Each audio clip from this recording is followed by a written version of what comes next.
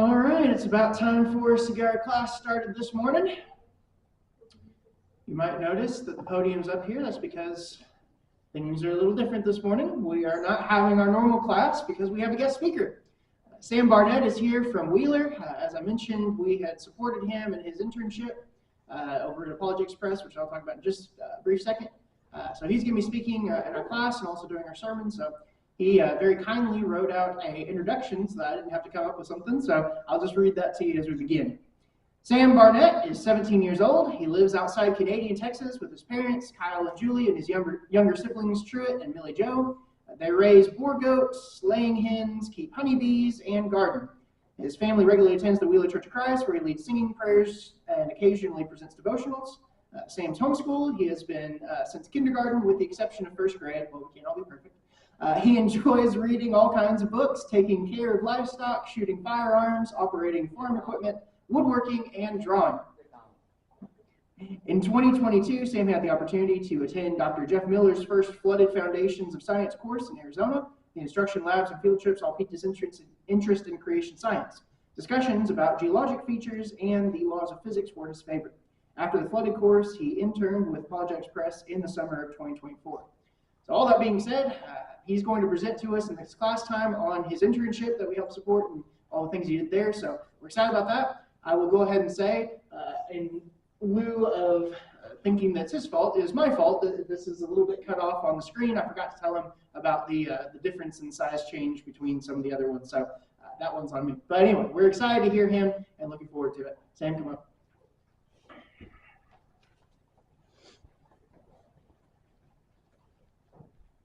Good morning. Good morning. Let me make sure this microphone works. Can you hear me? So, okay. Thank you all again for having me this morning. Today I would like to give a report of my internship with Apologetics Press. But before I do, I want to thank you all again for your gracious support. I truly was blessed by your gift and hope that what I did this summer does not disappoint, but that it first glorifies God first and foremost.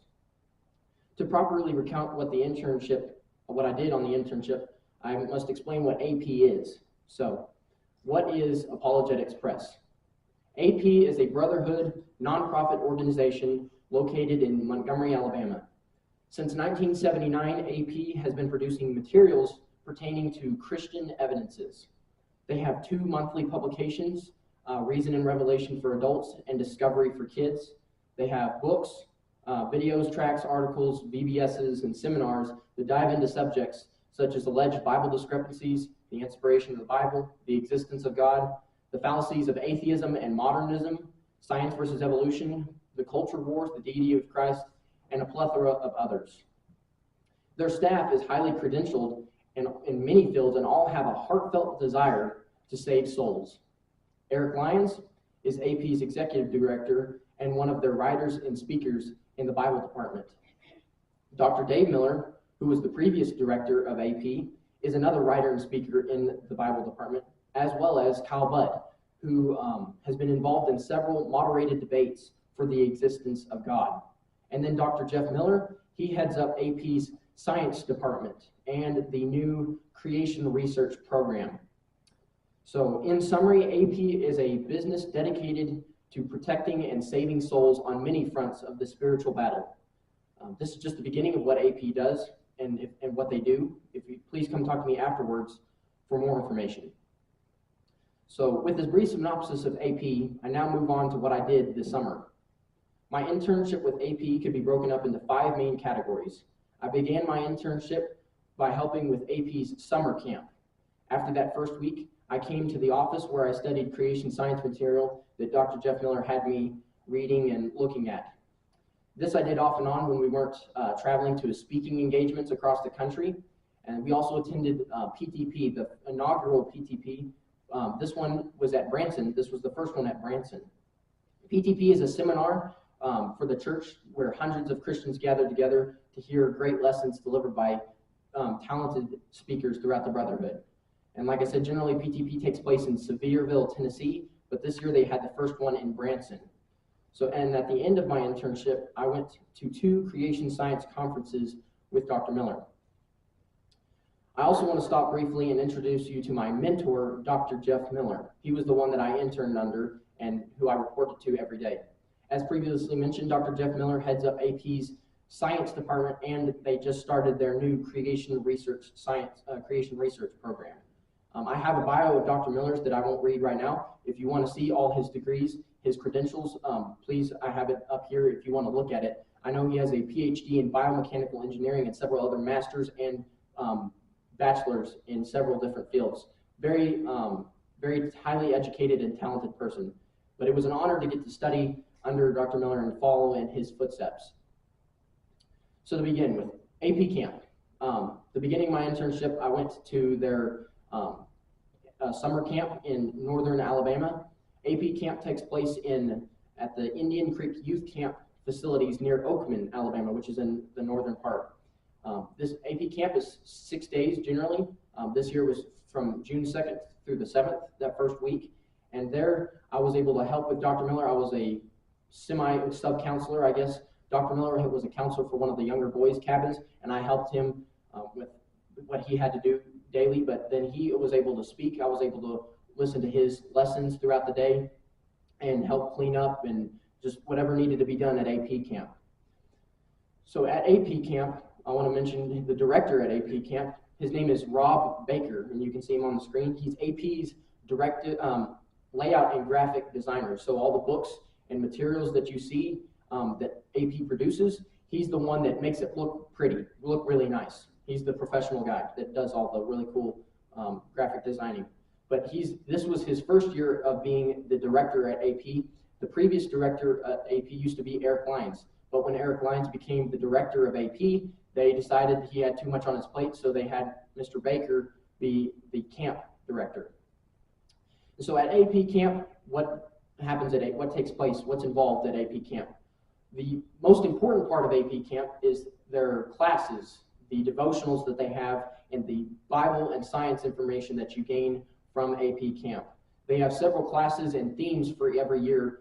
Some previous themes they had were the existence of God, the inspiration of the Bible, the reliability of the Bible, the flood, the Godhead and greatness of Jesus, and then this year's topic was creation versus evolution. So throughout these classes, kids from second or third grade or even younger through high school get to go to their classes, and most of the day they're getting to learn information and facts to help strengthen and build their faith. So when we graduate as kids and young people, when we graduate, we will have the tools prepared to defend our faith and not be shaken in our faith. And then some of the speakers at AP Camp were Mr. Jeremy Pate. He's AP's youth publications coordinator, and he's the new associate editor to Discovery Magazine. And then Kyle Butt, as I previously mentioned, he was there and spoke several lessons. Both Dr. Jeff Miller and Dr. Dave Miller. Dr. Dave Miller is Dr. Jeff Miller's dad, so it's a kind of neat relationship. They get to work together for AP, and they both gave some talks. We also had a guest speaker, Mr. Aaron Gallagher.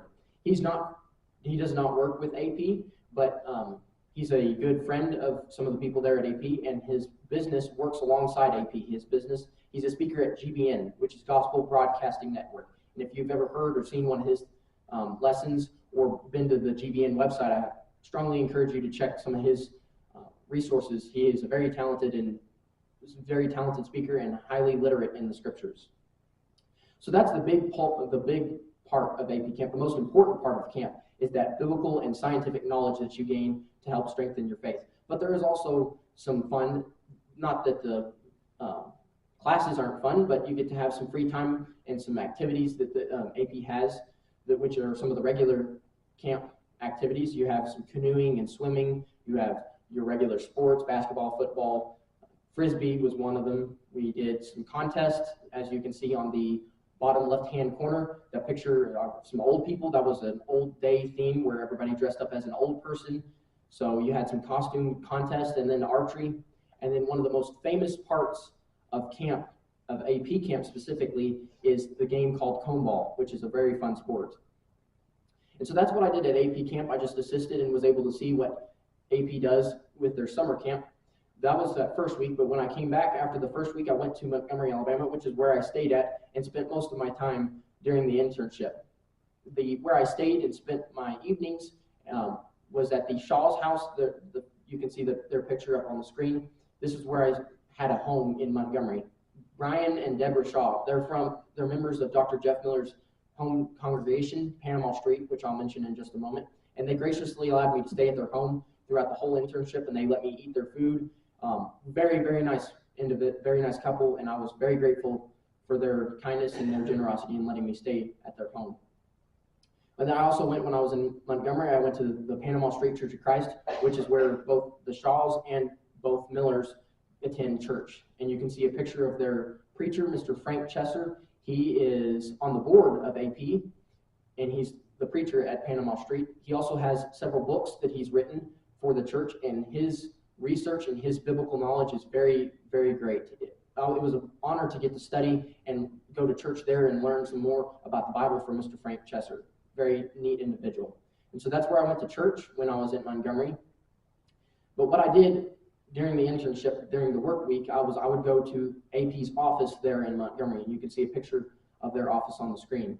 And here, this is where I studied creation science material. That was the big part of my internship. On the screen, you can see a list of all the resources and the books, articles, and videos that Dr. Miller gave me at the beginning of the internship. That first day, Dr. Miller said, okay, he gave me a stack of all these books and articles, and he said, okay, we're going to go through this over the summer. So I had a little office set aside, and I would go there all day, and I would read these books and watch these videos. And at the end of the day, if I would write down questions and some things I was curious about and needed further study, and I would go at the end of every day, I'd go to Dr. Miller's office where we would discuss some of the questions, discuss what I was reading. And to overview what I was studying, this first internship and what he had, all the resources were to strengthen and give me a basic understanding of creation science. So just the first book is the Bible, God's Word.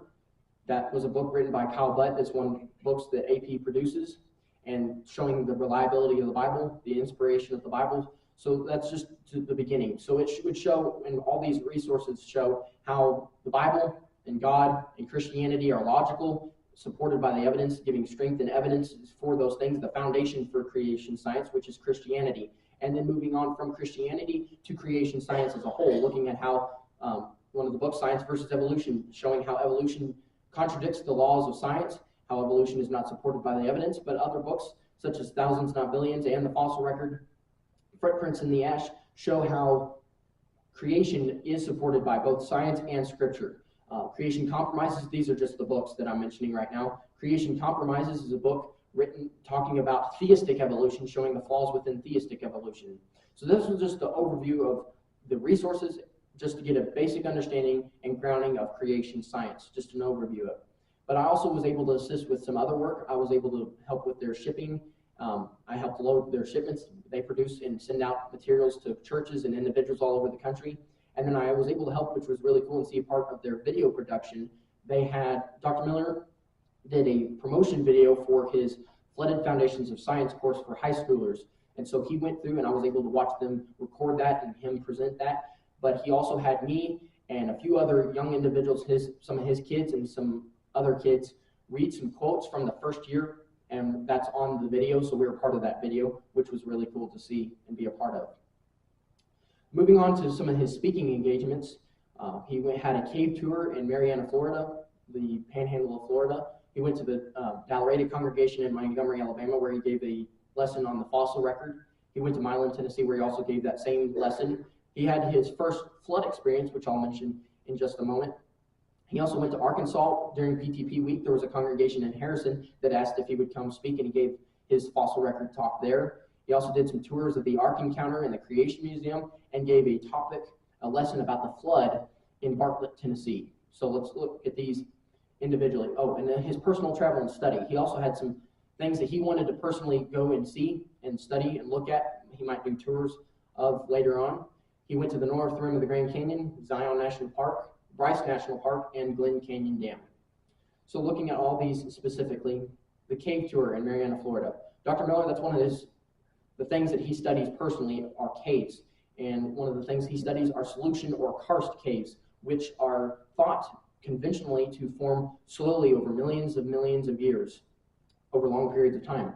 But the problem is, for creationists and for Christians, the majority of these solution or karst caves are found in flood layers, where creation scientists believe the flood happened and where they deposited those layers. So they couldn't have taken thousands or millions of years, because the Bible says that the earth is only 6,000 to 8,000 years old. So he's looked and studied these caves to see some of the features that prove a quick or rapid solution. Generally, the conventional way of thinking for the solution of these caves, the formation of these caves, is that when it rains, carbon dioxide is picked up in the atmosphere and from plant material and dead material, and it'll pick the carbon dioxide out and bring it down from the top down and dissolve these caves from the top of the cave to the bottom of the cave. And so that's what they think, but there are features that prove a quicker, rapid formation of these caves, and this is with sulfuric acid. If creation scientists are correct, looking at Genesis 7:11, and the fountains of the great deep were broken up and catastrophic plate tectonics are true, then there might have been a lot of volcanic activity happening during the flood. So you would have lava, sulfuric acid being buried underneath these layers, trapped beneath these layers, and that sulfuric acid is a very strong acid, and it would eat away and dissolve these limestone or shale deposits from the bottom to the top very quickly. So you'd expect to find features that prove this formation, which is called, the scientific term is hypogene speleogenesis. Really cool words, 2 words to say. But some of the features that you see are feeders, channels, and cupolas that prove this hypogene speleogenesis. Feeders are is where you have this weakened spot where the water or this acid will eat away at the weak spot from the source, the water source, where that sulfuric acid was found at the base of the cave, and that's the feeder, and it would lead away from there to the channels, which are along the walls and ceilings of the caves. You don't expect to find riverbeds on the ceiling. Riverbeds, and if water is running, it runs on the bottom. But the sulfuric acid, since it would dissolve the top, and so you'd find these channels in the ceiling, which is another evidence for hypogene speleogenesis. And then cupolas. As you can see on the screen, this is Dr. Miller's slide from one of his presentations, but he took a picture of this cupola, which is a dome-like structure in the ceiling of these surfaces. Evolutionists say that these are formed by whirlpools from the water being rushed down from the top to the bottom, but you don't expect to find these whirlpools or these dome-like structures or funnel structures at the top, at the ceiling, if it's running down. That you'd expect to find these cupolas in the bottom, but we find them in the top. In fact, these cupolas can be as large as rooms, as big as this room, showing the catastrophic nature of these caves formation. And so we found some of these same features. Dr. Miller gave a tour showing these principles. There was a congregation that asked him to come and speak and give this tour, so he'd never been. So he gave his general talk, but then he also wanted to study it for his own personal research and see if we would find these formations. So we did. We found, this is a picture of a cupola. It's a very small cupola, as you can see. This is Dr. Miller's hand. I was the one taking pictures, helping him take pictures, but you can see the cupola there, how small it is. But like I said, some caves have large cupolas. This is in the ceiling. We also found feeders. This could be a feeder or a channel. It's hard to tell. Cave pictures are very hard because of the light. This could be a feeder. I believe this is the feeder because of that dark cavity at the bottom right-hand corner, showing where the original water source may have been. So it was really cool to get to see these things and study it and see what Dr. Miller does in his personal cave research. After his cave tour in Florida, he had, like I said, this presentation about the fossil record at these 3 congregations, and just giving an overview of the fossil record, showing 3 sweeping characteristics of the fossil record and how they disprove even evolutionist claims. And he even showed and quoted evolutionists showing how they even understood the flaws and problems in the fossil record. If you want to see this presentation and look at some of the things that Dr. Miller discussed and gave evidences for, I have a link for this presentation if you want to see it. This is his front picture, his first slide to his presentation. Does the fossil record disprove creation or evolution? And as he showed in this presentation, the fossil record does not. Science is always in harmony with Scripture, but it does contradict evolution. That was really cool to see. But we also had his first flood experience and this took place in Arizona. 2 years ago, in 2022, he had his first Flooded Foundations of Science course for high schoolers, and that's where I first met Dr. Miller and first got really interested in creation science. He decided to do one for families, though, so this flood experience is a condensed version of his high school course for high schoolers, but this one's more oriented for families or for couples that they want to go on a vacation and see some of these really cool sites in Arizona. They get to go and do that, but they have a tour guide, a creationist Christian tour guide that will give the correct biblical explanation for these really cool sites in Arizona and give evidences to help strengthen your faith. So we went to Petrified Forest. They're in just northeast of Winslow, Arizona.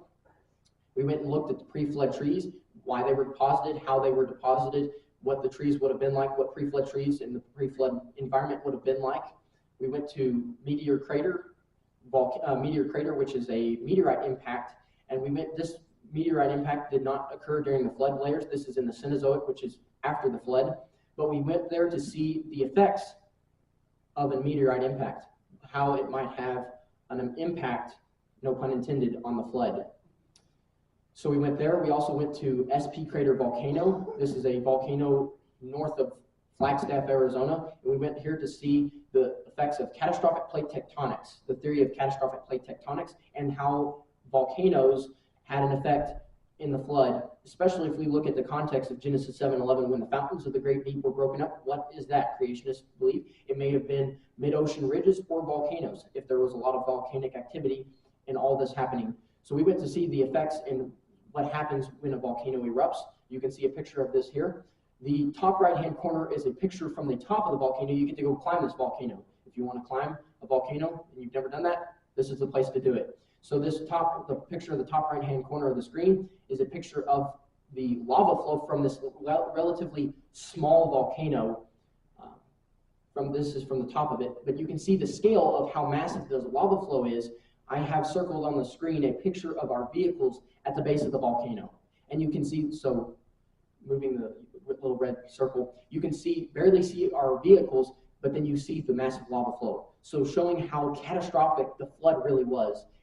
Way more catastrophic than when fairy tales and what we tell our little kids. We also went to Lowell Observatory in Flagstaff, where Dr. Miller gave some talks on a young Earth, showing evidences for a young Earth. One of those evidences is found in the stars and the galaxies. And so we went there. This is a really cool place to be because Lowell Observatory is where Pluto was discovered. So really neat to go there. We also went to, this is Wapatki National Park, and this is the Wapatki Indian Village. And we went here and he gave some talks on post-flood ice age, the post-flood ice age cavemen, and he showed contrary evidence to what evolutionists say cavemen were really stupid or non-human, ape-like creatures. He showed how that's false. These humans were actually following God's commands. When battle happened and God said to disperse over the face of the earth, you don't expect people to be living in one place very long. So they would utilize caves as temporary houses as they move on and are obeying God's command. So we talked about all those things here at Wapatki National Park. We also went to another cave. This is in Arizona, Lava River Cave. And this is different than a solution cave. You have 3 different types of caves, and this is the second one, a lava cave. The formation of these caves is you have a volcano, and when it erupts and it has its massive lava flow and it runs, the outside is exposed to the elements, and it'll solidify and cool faster than the inside. So the outside solidifies, leaving the inside to continue to flow through, and as the inside flows through, you have a cavity left because all the material has left, leaving a cave. So you get to see this. We went to see this talking about, again, catastrophic plate tectonics and just more evidences for the flood and for creation science. This specific cave is a little over 3/4 of a mile one way. And you can see a picture of the map. You go one way and you come back. At one spot, the ceiling of this cave, it's just to show the nature and the size of this cave. One part of the cave, the ceiling is over 30 feet high at one spot on this cave, which is really cool. One really side note to creation science, we went here and at one spot, Dr. Miller took the whole group and he had everybody stop and he told everybody to turn off their lights. And what we did is we started singing praises to God in the cave. And the acoustics in the cave was fabulous. It was fabulous. If you've never sung praises to God in the cave, that is the best. That's a little taste of heaven on earth, I'll say. It was really cool to do that. And then the final place that we went was Grand Canyon. This was like the grand finale is what we called it. And we went here talking about how the Grand Canyon was formed. Evolutionists say the Grand Canyon was formed, all the layers were formed over millions of years, and then it took a long period of time for the Grand Canyon to even be cut away. So he showed contrary evidence to that. We actually were able to hike part of the cave, or part of Grand Canyon to Ooh Point, one of the trails there. And we talked about some different features and ideas pertaining to the formation of Grand Canyon. One is called original horizontality, which is the geologic assumption that when the sediment, you see the layers there, when they were deposited, gravity caused them to be deposited horizontally.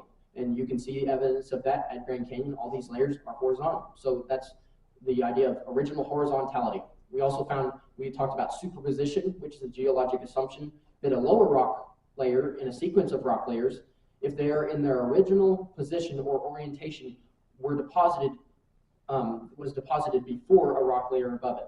So the rock layers that you see near the base, near the Colorado River, they were deposited first. He describes and gives an example, an analogy of this principle with pancakes. When you're making pancakes, frying pancakes, and you stack them on a plate so you can eat them later, you put one on top of the other. Well, the first one you put that's on your plate was the first one that you made, while the one that's on the top was the most recent pancake that you made. So we talked about that superposition. We also talked about cross-cutting, which is where this is the geologic assumption that whatever geologic feature, a river or igneous intrusion, cuts through another is the younger of the two features. So the Colorado River with the Grand Canyon is younger than the layers in Grand Canyon. We talked about the formation of the Grand Canyon. Creationists believe that the Grand Canyon was formed, the layers were formed obviously during the flood, the catastrophic flood, but then the carving of the Grand Canyon was due to the Ice Age. You might think, Ice Age, Christians and creationists believe in an Ice Age? Yes, there's evidence to support an Ice Age. And if creationists are correct, there are 3 large post-flood Ice Age lakes north of Grand Canyon. And they had ice dams. If there was ice left over from when the ice retreated, there would have been ice dams mixed with irregular sand and rock and such. But they believe these lakes breached, the dams breached, and so all the water from each of these lakes ran into each other, and the amount and volume of the water was able to cut away the rock layers that were deposited during the flood. But if that's true, that would have been a very rapid and catastrophic event, disproving uniformitarianism and evolution. So that was the flood experience. And then we also went, in July 28th and 29th, we went to the Ark Encounter and the Creation Museum, where Dr. Miller gave tours of both the Ark Encounter and Creation Museum. If you have never been to the Ark Encounter and Creation Museum, they are very great places to go and study creation science and see what it would have been like to be living during the flood, what it would have been like for Noah and all the animals. Evidence is for a flood, for the flood. Evidence is for the ark, showing how there could have been all the kinds, created kinds, how they would have all been able to fit on the ark, showing more evidences for creation, which is a really cool place to be. Just the information from both of these exhibits are very worth your time and money. The neat thing about Dr. Miller giving these tours is that he is able to highlight some of the prominent topics and displays. He gives more information to some of these displays, but he also exposes some of the discrepancies within both of these exhibits. The Ark Encounter and the Creation Museum are not brotherhood organizations, so they have some biblical discrepancies to their beliefs in salvation, which he is able to, as the tour guide, expose and show the correct biblical explanation for those things. So these are very well worth your time and money if you are able to have Dr. Miller give you a tour of these exhibits. He also gave this last presentation in Tennessee, Bartlett, Tennessee. He gave a topic about the flood. And as you can see on the screen, this is his opening slide.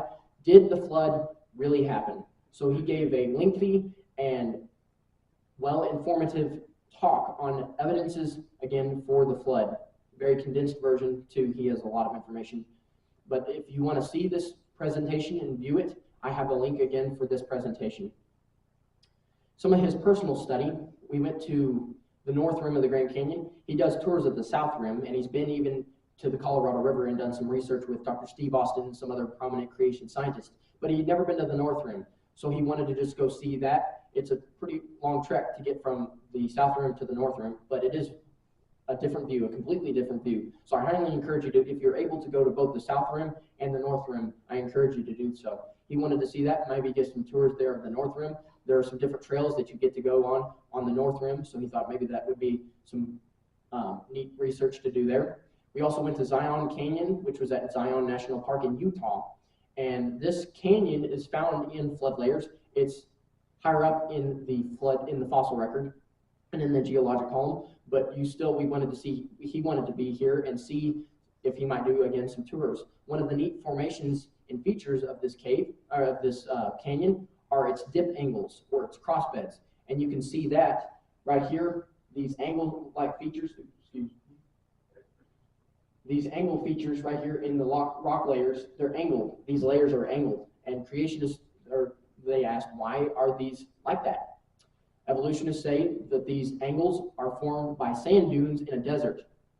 So when the wind is blowing in Arizona and it creates these sand dunes, over long periods of time you get these angle-like structures.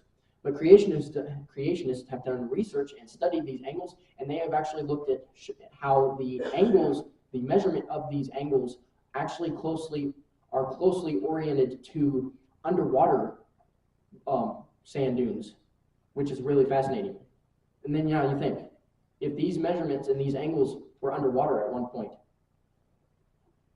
that was a lot of water at one point. That was a very catastrophic event. You see the scale, these are trees, over 6 foot tall, way over 6 foot tall. Excuse me. Yeah, that's not one to go. But you can see the catastrophic nature of this canyon. We also went to Bryce Canyon, which was also in Utah, at Bryce National Park. We were able to see this. This is also higher up in the geologic column, but found in flood layers. And he wanted to see if he might do some tours here as well. The neat feature about Bryce Canyon are its hoodoo structures. And you can see those little structures that are sticking up in the canyon. Those are the hoodoos. So that was a really neat place to see. He might give some tours for other families and individuals later on. We also went to Glen Canyon Dam, where he went and wanted to look at this dam. In his flooded book that he has, and if you want to see this flooded book, I have it up here for you to look at. He talks about the power of water, especially the power of water to erode rock and erode rock. At one point, several years ago, there was an excess amount of water that was coming through Glen Canyon Dam. And so they have places that they let out the excess water around the dam. But there was so much excess water that water tore out those tunnels. And I don't have a picture of that, but it completely ripped out concrete and rock where those tunnels used to be, showing the, again, catastrophic nature of water and the power of water and how it might, the principle of water and how that might be related to the flood and the formation of these layers. So he wanted to see this place. He might, again, do tours there as well. We also went to Polishing the Pulpit, as I mentioned, in Branson, Missouri. If you've never been to PTP, they've been having one in Sevierville, Tennessee, and this is just a place where elders and preachers and teens and women of the church get to come here and gather together and sing praises. The singing is great at PTP, but they have very good speakers on Bible topics for each of these categories. If you're an elder and you need some lessons about how to be a good elder and some of those talks, there's topics and lessons to help strengthen that leadership role. They have lessons for preachers, how to give better lessons for your church. They have lessons for teens as you go to college and you're facing struggles in that age group. And they have some special lessons for women. Women present and give talks for the women, just some other issues there, some other topics there, I should say. We're very, very interesting place, Polishing the Pulpit. I highly encourage you to go to this. But we also went to 2 creation science conferences. We went to the Origins Conference in St. Louis, Missouri. The PTP took place in Branson, but we went to St. Louis, Missouri for Origins Conference. And here there were 3 different societies: the Creation Biology Society, the Creation Theology Society, and the Creation Geology Society. And this conference, they came together and gave talks and abstracts on baraminology, the Hebrew text in Genesis, the extinction of dinosaurs, and other abstracts and topics. And the purpose of going to one of these conferences and for creation scientists to go to these places and study these things and talk to other scientists is so that we can see what research is being undertaken in creation science. So we can sharpen each other's swords, you might say, and see whether or not, oh, that's a really neat research. I might want to help on that and study this other aspect of that research that's being undertaken. And so here I was also able to meet some really neat people in creation science. On the screen, you see a picture of Mr. Paul Garner. He is the author of The New Creationism, as you can see on the screen, and this was one of the also required reads for my internship that I read. Highly encourage you to read this book. One thing I did not mention, I forgot to mention about my resources, I have the books that Dr. Miller gave me to read and the videos and the articles that I was supposed to read. If you want to come look at these and see some of the resources that he gave me and some of the things that I read, I have it up here so you can look at these things. I also have the field notebook for his flood experience, so you can see some of the notes for each of these places that we went and some of the classes and some of the charts and pictures that he has in his field notebook. I also have the abstracts for these conferences, both the origins and this next one that I will mention. I also met Dr. Todd Wood. He is the organizer of this conference. He's a chemist, and he studies paleoanthropology, which is a really cool study. And then Dr. Kurt Wise, I was able to meet Dr. Kurt Wise. If you've never heard of Dr. Kurt Wise, he is one of the most prominent creation scientists in the creation science community. He was a presenter on the documentary, Is Genesis History? If you've ever seen that documentary. If you haven't, please do so. He's one of the presenters there. He's an invertebrate paleontologist. He studies fossils, seismites, sedimentary layers, coal, and pretty much everything that deals with creation science. Very, very wise individual. A picture I don't have on the screen was of Dr. John Whitmore. He is a geologist and a professor at Cedarville University. I was able to meet him as well. I also went to this second conference, the Creation Research Society conference, which took place at the ARC, where they had workshops for some of the scientists to discuss some controversy and some of the things that they're studying, but also just giving more research sessions on astronomy, biology, chemistry, engineering, and geology. Some of the people I met here were Dr. John Baumgartner. This individual is a geophysicist, and he's the one that actually developed the theory of catastrophic plate tectonics. You can see him right here, and this is just a model of this is a computer image of his model of, how do I put it? Cold, let me skip that. It's very technical. I can't remember exactly how he described it. Another scientist I met was Dr. Steve Austin. He's a geologist, and he studied Grand Canyon. He continues to study Grand Canyon sedimentary layers. He studies nautiloid beds and the formation of coal, and he's done some really cool research at Mount St. Helens. Another scientist I met, I don't have a picture on the screen, is of Dr. Michael Houtz, and he's an auxiliary scientist for AP. He has a master's in mechanical engineering, a master's in nuclear engineering, and a PhD in nuclear engineering. He's also a nuclear research manager at NASA's Marshall Space Flight Center, where he provides guidance and technical advice on research and development related to the design, development, and utilization of space nuclear power and propulsion systems. So this is a very, very wise individual, very technical and research individual. But the neat background story on Dr. Michael Houtz is he was an evolutionist. He was an atheist at one point. But through his studies in science, he was able to become a Christian. In fact, he and his wife are both now adamant creation scientists.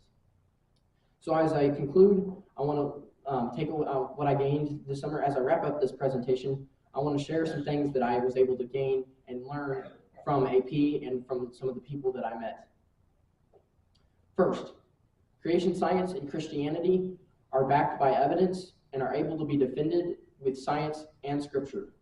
The materials that I was able to study and read, the people that I met, the places that I went, and Dr. Jeff Miller, and ultimately God's word, they all gave me, and they all gave everybody, irrefutable arguments to prove the authenticity of the Bible and of God. Number two, there are people in the Lord's church that are doing great things for God. Sometimes it can be discouraging to keep walking the true walk when everywhere you turn, there are people living a life of sin, caring not for God and his commands. But this summer, I was able to meet strong Christians committed to following the Lord, and even when it was difficult. I met Christians living their entire lives for the kingdom. So this was a very strong encouragement for me to keep staying true to the narrow path. And number three, creation science has to be studied. Christians need to get involved in creation science. Not only is creation science interesting, but it also is instrumental in saving souls. There are individuals struggling with what the secular world tells them supposedly happened 13.8 billion years ago, and how it is substantiated by the evidence. Someone has to study and teach the truth, and that someone is everyone. As the psalmist said, the works of the Lord are great, studied by all who have pleasure in them.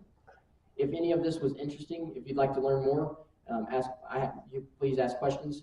I highly encourage you to go to the Flood Experience. He has 2 dates for next year, for 2025. This is for families. Then he has his creation experience where he does tours of the Ark Encounter, the Creation Museum in February, and he also does a tour of the cave in Kentucky. But for high schoolers, if you're a high schooler, I strongly encourage you to go to this Flooded Foundations of Science course in Arizona. It's a 12-day course where you get to go to Arizona and be with other Christians and study these things. You get to go to some of those places that I mentioned, but you get high school credit for it. So you get to study science the way God intended it. And I also encourage you to check out the Apologetics Press website for more information. Thank you. Are there any questions?